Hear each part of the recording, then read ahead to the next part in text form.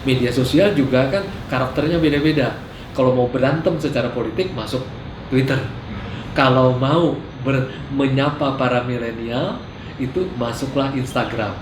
Kalau mau menyapa ibu-ibu rumah tangga atau profesional atau komunitas pemancing, tukang mancing atau kemudian komunitas motor masuk Facebook.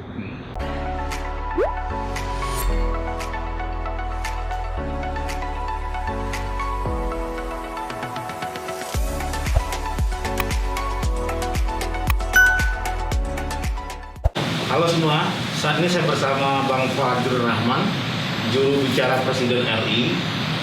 Ini kesempatan yang langka buat saya. Ini Bang Fadjrul adalah teman lama, sahabat lama, mentor saya juga. Nah, hari ini saya ingin berbicara dengan Bang Fadjrul soal pengalaman beliau sebagai juru bicara, suka dukanya seperti apa, cara kerjanya seperti apa, dan mudah-mudahan bermanfaat sehingga kita tahu siapa yang selama ini berusaha mengkomunikasikan keberhasilan pemerintahan Presiden Joko Widodo dan seluruh jajaran menterinya. Terima kasih Bang Fadjrul atas waktunya. Ini kita mau ngobrol dengan Bang Fadjrul nih sebagai juru bicara Presiden. Bisakah diceritakan bagaimana dulu proses ditawarin jadi juru bicara Presiden? Oke, terima kasih banyak Budi Putra dan juga semua jutaan pemirsanya yang ada di seluruh Indonesia maupun di luar. Ini cerita tanggal 21 Oktober 2019, berarti udah hampir setahun lebih ya yang lalu. Ketika itu saya tanggal 20 Oktober 2019 itu pelantikan Presiden Joko Widodo dan Pak Wakil Presiden Ma'ruf Amin di MPR. Dilantik sebagai pasangan Presiden dan Wakil Presiden di periode kedua. Nah, terus kemudian tanggal 21 saya sih di kantor. Kebetulan kan saya komisaris utama di Adikarya yang perusahaan yang membuat LRT Jabodebek yang kelihatan ini kalau kita di Jakarta kelihatan. Kemudian juga yang membuat MRT sekarang dari Bundaran HI sampai dengan ke mana ini ke daerah kota. Nah, jadi melihat dari umumnya itu adalah perusahaan konstruksi milik pemerintah.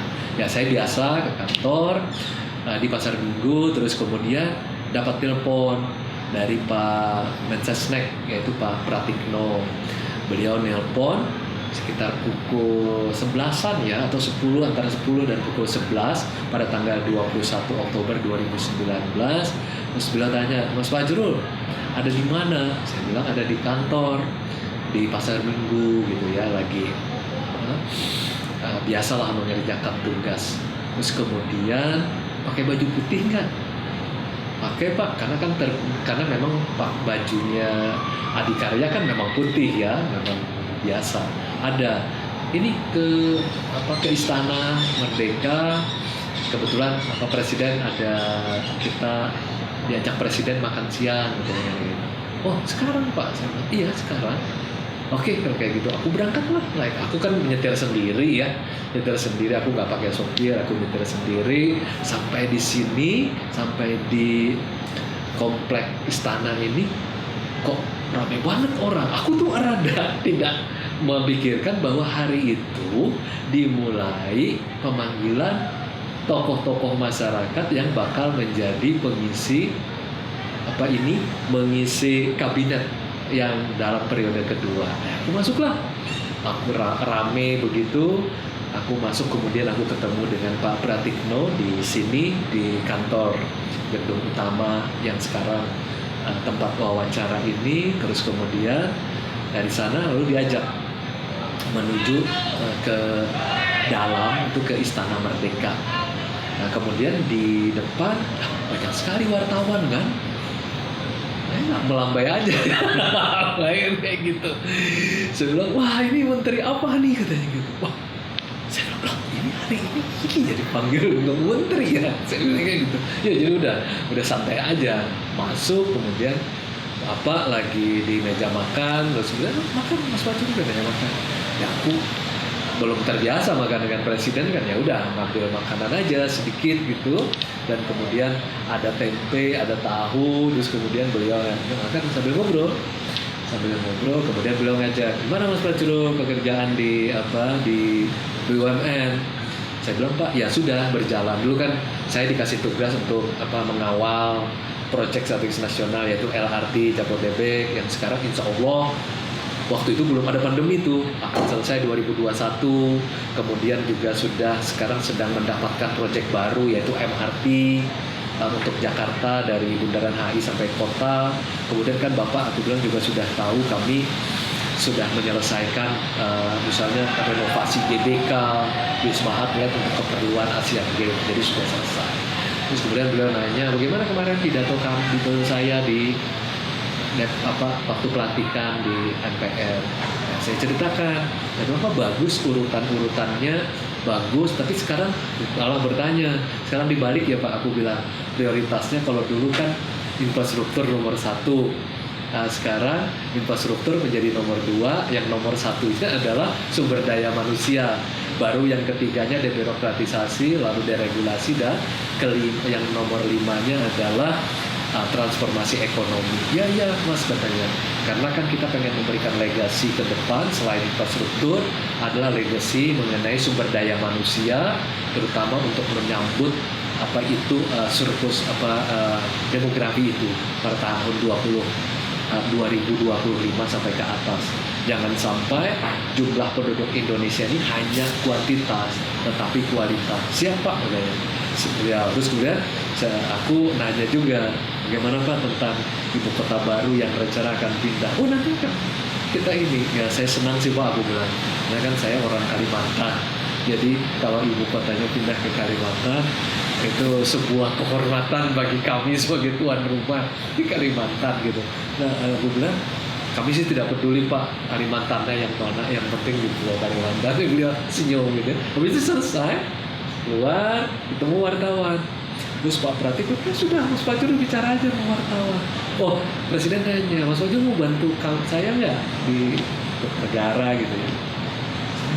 Siapa kalau memang diminta Bapak lagi untuk membantu, tapi juga Mas Fajrul tetap ya ngurusin infrastruktur karena ini yang jadi penting buat kita. Siapa aku? Ya sudah, salaman, terima kasih, keluar ketemu wartawan. Tadi ngomong apa? Aku bilang, tadi makan saja, ya cuma ngobrol tentang pidato presiden aja. Ditawarin apa? Saya belum tahu. Kayak gitu ya. Ya tidak begitu spesifik diomongin. Tidak spesifik diomongin, cuma diminta membantu. Tapi kemudian besoknya saya ditelepon lagi oleh pihak dari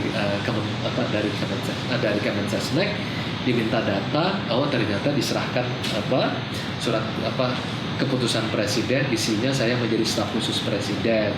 Walaupun diberitahu itu tentang bidang komunikasi dan sekaligus juru bicara presiden. Nah, suratnya itu, Kepresnya itu keputusan presiden itu bertanggal 21 Oktober 2019.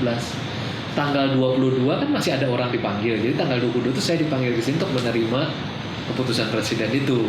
Tanggal 23 tugas hari pertama menjadi juru bicara Presiden Republik Indonesia, yaitu pelantikan para kabinet Indonesia Maju, para Menko, Menteri, seperti itu. Nah di situ yang paling penting adalah ketika Bol bicara sama wartawan masih tidak tahu nih bagaimana yang harus disampaikan ketika ditanya oleh wartawan. Jadi bagaimana dengan Menteri Menko dan Menteri-Menteri ini? Saya bilang, apakah katanya mereka mewakili wilayah atau sebagainya? Enggak. Mereka itu putra-putri terbaik Indonesia. Jadi tidak perlu lagi dilihat suku, agama, ras, golongannya, karena mereka lah putra-putri terbaik Indonesia ya masuk dalam Kabinet Indonesia Maju dan bersama Presiden akan membawa Indonesia ke arah yang diinginkan oleh Presiden Joko Widodo itu, yaitu Indonesia Maju. Setidaknya menjadi 5 besar negara dengan perekonomian terbesar di dunia. Kan waktu itu begitu yang diinginkan. Saya bilang itu. Jadi apa saja sih skop dari tugas juru bicara presiden? Nah, kalau itu kita ke regulasi ini. Kalau menurut regulasi, yaitu Peraturan Presiden Republik Indonesia Nomor 39 Tahun 2018 tentang perubahan kedua atas Perpres Nomor 17 Tahun 2012 tentang utusan khusus Presiden, staf khusus Presiden, dan staf khusus Wakil Presiden. Ada di pasal 18. Staf khusus Presiden itu melaksanakan tugas tertentu yang diberikan oleh Presiden di luar tugas yang sudah dicakup dalam susunan organisasi kementerian dan instansi pemerintah. Nah, untung beruntung ada ayat 2, yaitu staf khusus Presiden sebagaimana dimaksud ayat 1 terdiri dari paling banyak 15 staf khusus Presiden. Nah, kemudian ada lagi bahwa staf khusus Presiden dibantu oleh 5 asisten, kemudian ada 10 pembantu asisten. Jadi di dalam regulasi ini tugasnya itu tegas banget, yaitu melaksanakan tugas tertentu yang diberikan oleh Presiden. Tugas saya adalah menjadi staf khusus Presiden bidang komunikasi dan juru bicara Presiden. Kalau ingin dalam satu kata, sebenarnya tugas saya itu adalah berbicara sesudah Presiden berbicara. Jadi saya tidak bisa berbicara kalau Presiden belum berbicara. Apa yang biasanya dibicarakan oleh Presiden? Biasanya dalam bentuk arahan, kebijakan, kemudian ada yang dalam bentuk perintah oleh Presiden, atau ada kegiatan tertentu yang terkait dengan komunikasi publik, yaitu harus menyampaikan kepada 270,2 juta rakyat Indonesia menurut BPS tahun 2021, dan atau juga saya melakukan komunikasi politik dengan lembaga-lembaga tertentu, misalnya dengan PBNU atau dengan orang-orang tertentu, karena mereka saya harus menjelaskan arahan Presiden, pidato Presiden, kemudian juga atau perintah Presiden. Kemudian saya mencoba menjabarkan. Nah, jadi kondisinya seperti itu. Jadi Presiden bicara dulu, baru saya bicara. Kemudian saya kelola bersama dengan tim, ada 15 orang yang kemudian melihat ini mau kita sampaikan audiennya siapa nih. Audiensnya misalnya generasi Y, milenial, generasi Z, yang ternyata sekarang paling banyak generasi Z. Generasi Z itu 28%, milenial ternyata cuma 25%. Nah, saya harus membuat mengolah pesannya itu sesuai dengan masing-masing ini. Atau kalau perguruan tinggi, saya harus menyampaikannya seperti apa. Kemudian kepada klaster-klaster yang lain, agama, atau kemudian kelompok-kelompok alumni. Jadi berbeda-beda. Sesuai dengan sebenarnya ilmu teori di dalam komunikasi saja, Mas Budi. Kan jelas kan kalau kita ingin menyampaikan sesuatu, di sana kan ada yang disebut dengan komunikator.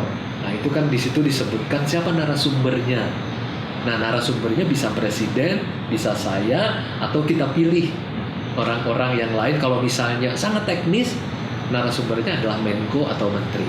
Kemudian kami yang kedua kan mengolah pesan, message-nya sesuai dengan nanti dengan audiens. Kemudian yang ketiga memakai media apa? Apakah cetak, televisi, atau kemudian media sosial. Media sosial juga kan karakternya beda-beda. Kalau mau berantem secara politik masuk Twitter. Kalau mau menyapa para milenial itu masuklah Instagram. Kalau mau menyapa ibu-ibu rumah tangga atau profesional atau komunitas pemancing, tukang mancing, atau kemudian komunitas motor, masuk Facebook. Nah, kemudian ya kami juga harus menganalisis mengenai audiensnya tersebut. Apa tujuannya? Satu cuma tujuannya, Mas, yaitu kami harus menciptakan persepsi positif tentang Presiden dan pemerintah. Jadi persepsi positif kan ada persepsi positif, negatif, atau netral. Kami berusaha mengubah yang negatif menjadi positif dan mengubah yang netral. Kami tambah informasinya supaya menjadi positif. Nah, ini yang kami ukur nanti kepercayaan. kami memiliki riset sendiri di dalam, karena kami punya gugus riset namanya, itu mengukur namanya indeks persepsi kepercayaan terhadap presiden dan pemerintah. Nah, selama ini kami memakai trust itu, indeks ukuran itu berdasarkan riset-riset yang dilakukan oleh lembaga survei. Nah, sekarang kami imbangi di dalam, kami membuat sendiri indeks persepsi kepercayaan terhadap presiden dan pemerintah dibandingkan dengan yang dikerjakan oleh pihak lembaga-lembaga survei yang lain. Jadi tujuannya cuma satu, goalsnya, yaitu bagaimana menciptakan kepercayaan terhadap presiden dan pemerintah. Seperti apa day to day tugas sebagai juru bicara presiden, Bang Fajrul? Kalau day to day itu kami kan ada tim nih 15. Nah, itu kami memiliki ada 5 gugus. Ada yang pertama gugus riset namanya.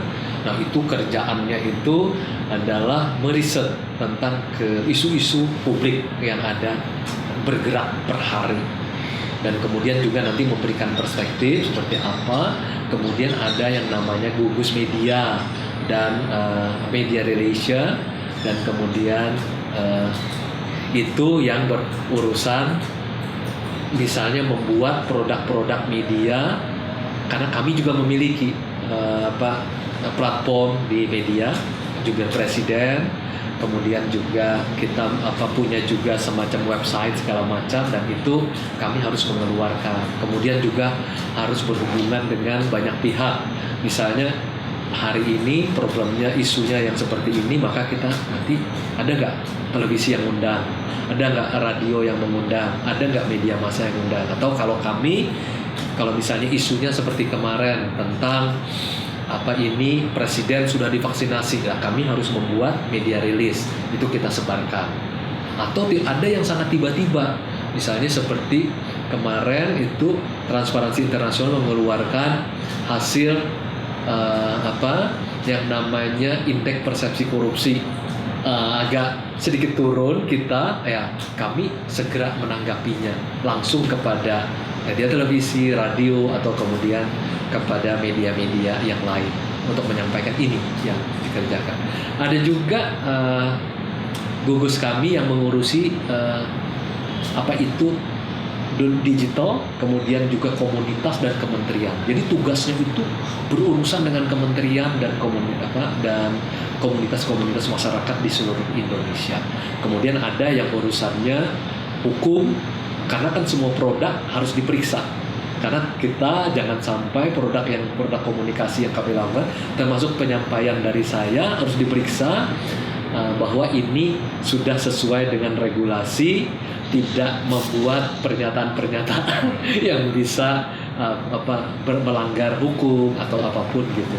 Nah, ada kami gugus administrasi, hukum, dan juga protokol, karena kan saya juga ada protokolnya, masuk ke dalam sini bertemu orang, ketemu presiden ada protokolnya segala macam, jadi ada aturannya seperti itu. Dan jadi ada 5 gugus yang kita, nah itu tiap hari, dan ada khusus untuk strategi komunikasi. Itu yang tiap hari juga mengelola, misalnya mendapatkan informasi dari Kominfo mengenai isu apa kemarin yang menjadi penting, dan ini harus kami hadapi seperti apa. Dan untungnya dari Kominfo itu sudah ada, misalnya persepsinya positif, negatif, dan netral. Jadi kami tinggal mengelola indikatornya saja, dan seperti itu. Kemudian ada juga dibantu oleh dari KSP, kantor staf presiden ini, mereka mengeluarkan daily briefing yang kita bisa pakai di istana ini, dan saya bisa periksa itu tiap pagi. Pukul 5 itu sudah keluar, pukul 7 saya sudah cek, oh ini dari briefing, ini aja yang isu-isu yang penting, kami bandingkan dengan media. Itu tiap hari yang dilakukan. Di samping mendampingi presiden kalau ada rapat kabinet, rapat terbatas, atau rapat intern, atau keluar kota. Nah, di masa sebelum pandemi, Jumat, Sabtu, dan Minggu kami itu keluar kota atau keluar negeri mendampingi presiden. Nah, biasanya presiden itu Senin sampai Kamis rapat, sampai Jumat siang setelah sholat biasanya udah pergi. Nah itu makanya sebelum pandemi saya tuh menyiapkan koper tuh 2, satu di mobil, satu di rumah. Jadi karena tiba-tiba setelah habis rapat presiden bilang kita berangkat misalnya ke luar kota, karena presiden kan ini DNA-nya kan belusukan, jadi selalu mengecek semua kebijakan yang sudah diambil, semua program. Nah di masa pandemi agak berkurang keluar kotanya karena dibatasi, pesawat presiden cuma 25% dan beliau cuma datang dan habis itu biasanya siangnya sudah pulang. Jadi agak berkurang banyak kegiatan di masa pandemi. Beliau lebih banyak di rapat-rapat di Istana Merdeka sini atau di Istana Bogor. Keluar kota terbatas seperti itu. Itulah tadi obrolan saya dengan Bang Fajrul Rahman, juru bicara Presiden RI, untuk mendukung prokes. Tadi memang dalam segmen utama pertanyaan dibacakan saja untuk Bang Fajrul, jadi Bang Fajrul bisa menjawab sendiri. Nah kemudian pada closing saya ketemu lagi dengan Bang Fajrul. Terima kasih atas perhatiannya, semoga bermanfaat dan sukses buat Bang Fajrul. Sukses juga untuk Budi Putra dan sukses untuk podcast. Apa nama podcastnya? Tukang IT. Tukang IT. Terima kasih, sukses.